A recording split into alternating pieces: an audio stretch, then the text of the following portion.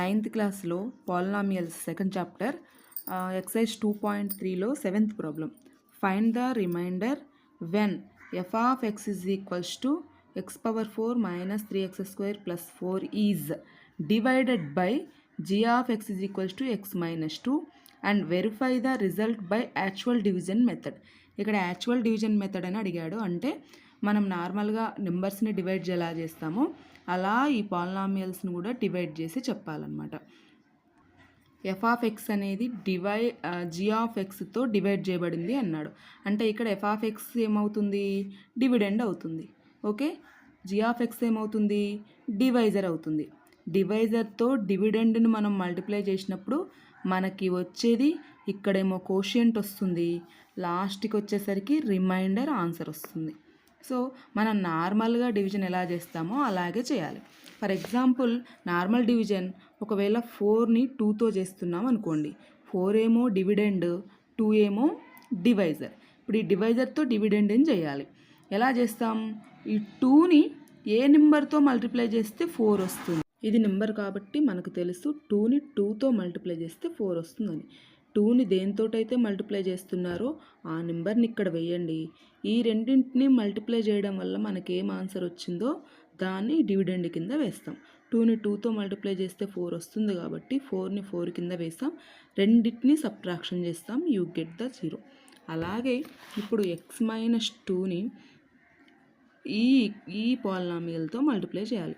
ఇక్కడ మన ఇంటెన్షన్ ఏంటంటే ఎక్స్ పవర్ 4ని క్యాన్సిల్ చేయడం. ఫస్ట్ ఎక్స్ పవర్ 4 క్యాన్సిల్ అవ్వాలంటే ఎక్స్ని దేంతో మల్టిప్లై చేస్తే ఎక్స్ పవర్ 4 వస్తుంది అనేది మనకు తెలియాలి. ఇలా చూడగానే అర్థమవుతుంది ఎక్స్ పవర్ 4 అవ్వాలంటే ఎక్స్ క్యూబ్తో మల్టిప్లై చేయాలని. సడన్గా మీకు ఐడియా రావట్లేదంటే మీరు ఏం చేయాలి, ఈ ఎక్స్ పవర్ 4ని ఎక్స్తో డివైడ్ చేసి చూడండి. ఎక్స్ పవర్ 4ని ఎక్స్తో డివైడ్ చేయాలి. ఎక్స్ పవర్ 4 అంటే ఏంటి, x into x into x into x, 4 times ఎక్స్ని మల్టిప్లై చేస్తే మనకి ఎక్స్ పవర్ 4 వస్తుంది. డినామినేటర్లో ఎక్స్ని అలాగే వేయండి. డినామినేటర్లో ఉన్న ఎక్స్ న్యూమరేటర్లో ఉన్న ఎక్స్ క్యాన్సిల్ అయిపోతే ఇంకా మనకేం మిగులుతుంది, ఎక్స్ క్యూబ్ మిగులుతుంది. ఈ ఎక్స్ క్యూబ్తో ఈ డివైజర్ని మల్టిప్లై చేయండి, అంతే కదా. దీన్ని ఏ నెంబర్తో మల్టిప్లై చేస్తే ఎక్స్ పవర్ 4 వస్తుందో ఆ నెంబర్తో దీన్ని మల్టిప్లై చేసి వచ్చిన ఆన్సర్ని కింద వేయాలి కదా. అలాగే చేసాం కదా, 2ని 2తో మల్టిప్లై చేసి వచ్చిన ఆన్సర్ని ఇక్కడ వేసాం. ఇప్పుడు మన ఎక్స్ మైనస్ 2ని దేంతో మల్టిప్లై చేయాలి, ఎక్స్ క్యూబ్తో మల్టిప్లై చేయాలి. X cube into X minus 2, X cube into X ఏమవుతుంది, ఎక్స్ పవర్ 4 అవుతుంది, మైనస్ ఎక్స్ క్యూబ్ ఇంటూ 2 ఏమవుతుంది, 2x³ అవుతుంది. ఇప్పుడు దేంతో అయితే మల్టిప్లై చేసామో దాన్ని ఇక్కడ వేస్తాము కోషియంట్లో. ఎక్స్ క్యూబ్తో మల్టిప్లై చేసిన తర్వాత మనకి ఏ ఆన్సర్ అయితే వచ్చిందో దాన్ని డివిడెండ్ కింద వేస్తాం. X power 4 minus 2x³. Okay, plus minus అవుతుంది, మైనస్ ప్లస్ అవుతుంది. ఇది క్యాన్సిల్ చేయండి, ఏం మిగులుతుంది ఇక్కడేమో మైనస్ 3x² ఉంది, ఇక్కడ ప్లస్ 2x³ ఉంది. x² కంటే x³ పెద్దది కాబట్టి x³ ముందు రాసుకోండి. ఇప్పుడు మైనస్ ప్లస్ అయింది కదా, అంటే ఇక్కడ ప్లస్ 2x³ ఉంది కదా. 2x³ మైనస్ 3x², ఆ మిగిలిన 4ని కూడా డౌన్ చేసేయండి, ప్లస్ 4. మళ్ళీ ఆ ఈక్వేషన్ అయిపోయింది, మళ్ళీ దీన్ని ఆ పాలినామియల్ అయిపోయింది. ఇప్పుడు ఇక్కడ ఏముంది మనకి 2x³. ఈ 2x³ మనకి క్యాన్సిల్ అవ్వాలి. ఇక్కడున్న ఎక్స్ 2x³ అవ్వాలంటే మనం ఏ నెంబర్తో దీన్ని మల్టిప్లై చేయాలి. ఇప్పుడు కూడా ఏం చేస్తారు, 2x³ ఎక్స్తో డివైడ్ చేయండి. ఓకే, ఎక్స్ ఈ క్యూబ్తో క్యాన్సిల్ అయితే, క్యూబ్ అంటే 3xలు ఉంటాయి కాబట్టి 1x క్యాన్సిల్ అయిపోతే ఇంకా ఎన్ని ఎక్స్లు ఉంటాయి, 2xలు ఉంటాయి. 2 ఇంటూ x²తో ఎక్స్ మైనస్ 2ని మనం మల్టిప్లై చేయాలి. సో ఎక్స్ మైనస్ 2ని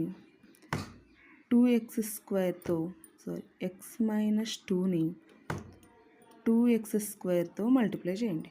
2x² into X, 2x³ minus ఉంది ఇక్కడ, minus 2x² into 2, 2 2s are 4x².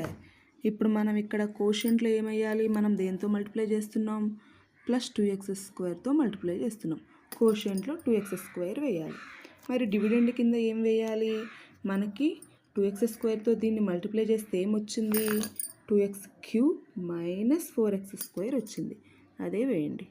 2x³ minus 4x². Okay, ఇప్పుడేంటి? ప్లస్ మైనస్ అవుతుంది, మైనస్ ప్లస్ అవుతుంది. ఇది క్యాన్సిల్ చేసేయండి. ఇంకేం మిగులుతుంది మనకి ఇక్కడ? Minus 3x² plus 4x². రెండు x² టర్ములే. అయితే ఇదేమో ప్లస్, ఇదేమో మైనస్. ప్లస్ 4x²లోంచి మైనస్ 3x² తీసేస్తే ఏం మిగులుతుంది? x² మిగులుతుంది. ఆ ప్లస్ 4 కిందకి డౌన్ చేయండి. ఓకే, ఇప్పుడు ఇక్కడ x² ఉంది. x మైనస్ 2 x² అవ్వాలంటే దేంతో మల్టిప్లై చేయాలి? మనకి ఈజీగా అర్థమైపోతుంది, ఎక్స్తో మల్టిప్లై చేయాలని. రైట్? లేదు అంటే x²ని ఎక్స్తో డివైడ్ చేసి చూడండి. రైట్? ఎక్స్ క్యాన్సిల్ అయిపోతే ఇంకెంత మిగులుతుంది? ఎక్స్తో x మైనస్ 2ని మల్టిప్లై చేయండి. అంటే ఇప్పుడు మనం దేంతో మల్టిప్లై చేయాలి? ఎక్స్తో. ఆ ఎక్స్ని ఇక్కడ కోషెంట్లో వేసుకోవాలని చెప్పాం కదా. రైట్, ఇప్పుడు ఎక్స్తో x మైనస్ 2ని మల్టిప్లై చేయండి. ఏమవుతుంది? x minus 2 into X. X into X x² minus 2 into X 2x. x² minus 2x.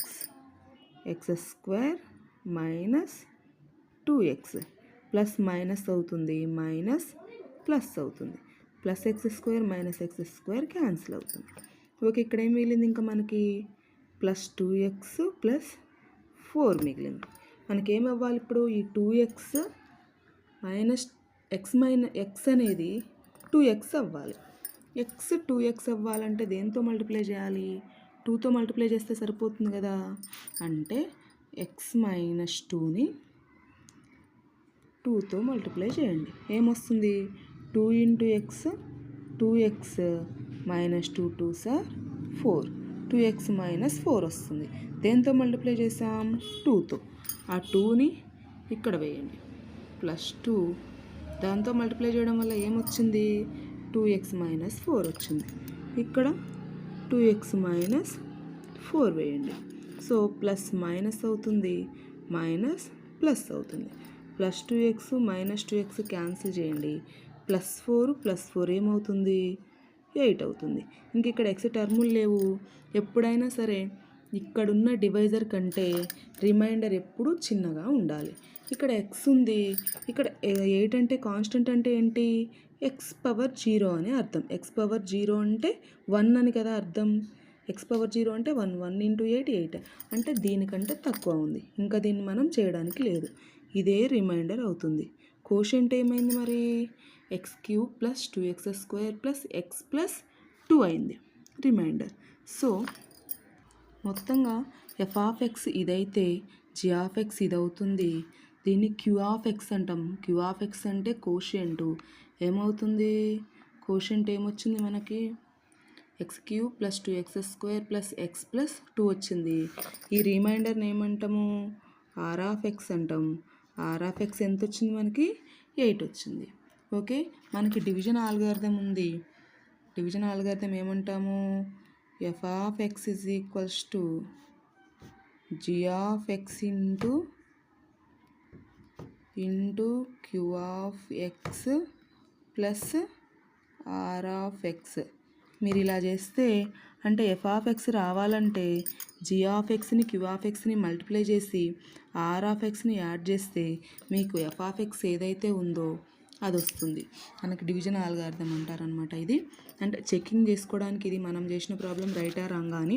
Normal డివిజన్లో కూడా మనం అలాగే అనుకుంటాం కదా. Dividend is equals to divisor into quotient plus remainder. మనకి నార్మల్ డివిజన్లో ఎలా అయితే వేస్తామో అలాగే ఇప్పుడు మనం ఈ వీటిని కూడా చెక్ చేసుకోవచ్చు అనమాట. f(x) అంటే డివిడెండ్ ఏదైతే వేసామో దాన్ని f(x) అంటాము. g(x) అంటే దేంతో అయితే మల్టిప్లై చేసామో దాన్ని g(x) అంటాము. q(x) అంటే మనకి కోషియంట్లో ఏమైతే వచ్చిందో శేషం మనం ఏమంటాం? కోషియంట్ ఏదైతే వచ్చిందో దాన్ని q(x) అంటాము. r(x) అంటే మనకి చివరిగా రిమైండర్ ఏదైతే వచ్చిందో శేషం, అదే ఏదైతే వచ్చిందో దాన్ని ఏమంటాం?